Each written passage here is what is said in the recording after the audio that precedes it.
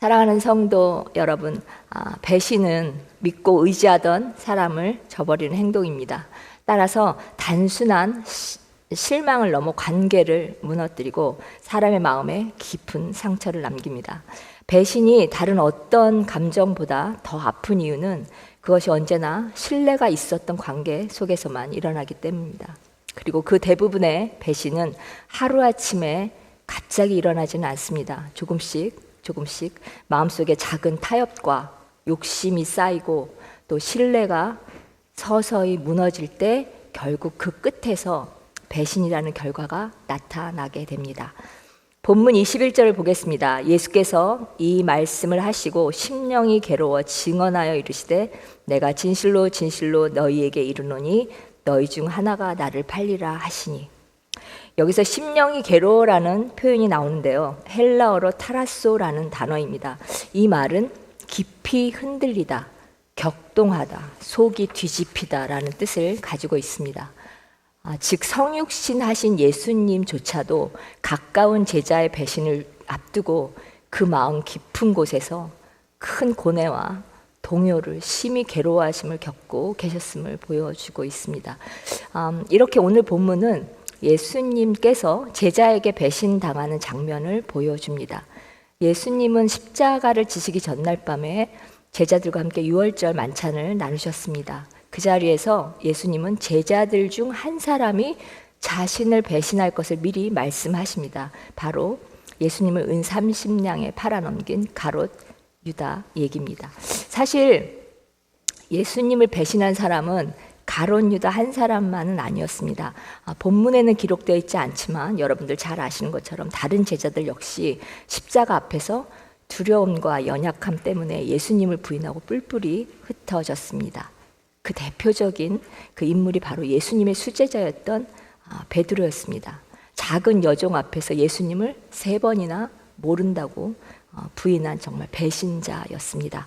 겉으로 보면 가롯 유다와 베드로 그 두 제자 모두 예수님을 배신했다는 점에서는 같아 보입니다. 그러나 그 마음의 바탕과 배신 이후의 모습 그리고 그 결과는 전혀 달랐습니다. 유다는 처음부터요 탐욕과 이기심을 마음에 품고 있었습니다. 요한복음 12장 5절에서 6절을 제가 읽어드리겠습니다. 이 향유를 어찌하여 300데나리온에 팔아 가난한 자들에게 주지 아니하였느냐 하니 이렇게 말함은 가난한 자들을 생각함이 아니요 그는 도적이라 돈꾀를 맞고 거기 넣는 것을 훔쳐 가밀어라. 그의 배신은 순간적인 충동이 아니라 오랜 시간 쌓여온 마음의 어떤 방향과 선택이 만들어낸 결과였습니다. 그리고 결국 그는 끝내 주님께 돌아오지 않는 길을 선택하였습니다. 유다의 배신을 우리가 좀 더 이해하려면요 단순히 은 30냥이라는 유혹 때문은 아니었다는 것입니다.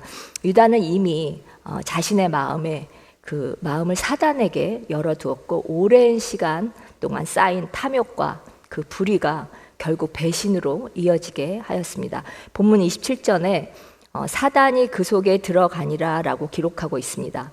사단이 가롯 유다의 마음에 들어갔습니다. 사단은 강제로 들어가지 않습니다.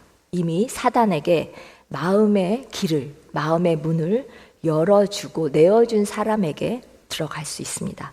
성경은 인간의 선택과 책임을 분명하게 합니다. 요한복음 6장 64절에 보면요 예수께서 자기를 팔 자가 누군지 처음부터 아심이라고 기록하고 있습니다. 전능하신 하나님께서는 이미 유다의 배신을 처음부터 아셨습니다. 그러나 그럼에도 불구하고 예수님은 다른 12제자와 함께 동일하게 부르셨습니다. 동일하게 제자의 대우를 하셨습니다. 함께 먹고 마시며 가르치시고 또 능력도 주셨습니다. 선택은 유다 자신에게 달려 있었습니다. 예수님을 판 것도 그리고 끝내 돌아오지 않았던 것도 그의 선택이었습니다. 30절은 이렇게 기록합니다. 유다가 그 조각을 받고 곧 나가니 밤이러라. 여기서 말하는 밤은 단순히 시간적인 밤을 의미하는 것이 아닙니다. 그 빛을 떠난 상태, 빛을 떠나 영적인 상태, 즉 유다는 빛 대신 예수님의 곁을 떠나서 어둠의 길로 자신의 삶의 방향을 돌려버린 것입니다. 그의 자유의지와 책임, 마음의 그 방향이 만들어낸 필연적인 결과입니다. 자, 반면 베드로는 잠시 예수님을 부인했지만 다시 돌이킬 수 있었습니다. 그 이유는 그의 마음 깊은 곳에 예수님을 향한 사랑과 믿음이 항상 있었기 때문입니다. 주여 영생의 말씀이 주께 있사오니 우리가 누구에게 가오리까? 라고 말하며 주님을 향한 믿음을 항상 드러낸 사람이었습니다. 결국 이 믿음과 사랑이 베드로를 회복의 길로 이끌었습니다. 그는 자신의 연약함을 통곡하며 회개했고 부활하신 주님 앞에서 다시 사랑을 고백한 후 초대교회의 기초를 세우는 사도로 쓰임받게 되었습니다. 이와 같이 우리는 두 사람의 그 배신의 결과가 단순히 한순간의 어떤 행동에서 비롯된 것이 아니라 그 마음의 바탕과 주님과의 그 관계에 달려있음을 알 수 있습니다. 가룟 유다는 오랜 시간 마음속에서부터 이미 사단에게 길을 내어주고 있었고요. 그 결과 끝내 주님께 마음을 돌이키지 않았습니다. 반면 베드로는 예수님 제자된 이후부터 항상 마음 깊은 곳에 주님을 향한 어떤 신뢰와 믿음을 품고 있었기에 비록 순간적으로 넘어졌을지라도 다시 돌이킬 수 있었던 것입니다. 우리는 이 두 제자의 모습을 통해 매일의 삶 속에서 우리의 작은 선택과 마음의 방향이 결국 큰 결과를 만들어냄을 알 수 있습니다. 사단에게 길을 내어줄 수도 있고요.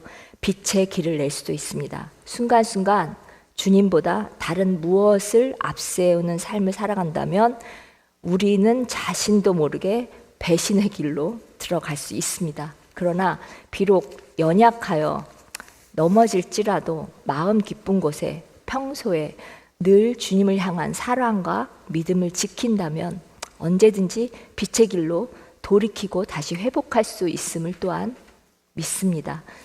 사랑하는 성도 여러분, 우리 역시 때때로 작은 배신을 합니다. 넘어질 때도 있고요. 세상과 타협할 때도 있고 보이지 않는 하나님보다 보이는 현실을 더 신뢰할 때도 있습니다. 그러나 그때마다 다시 돌이킨다면 우리는 유다가 아니라 베드로의 길을 걷는 사람들이 되는 것입니다.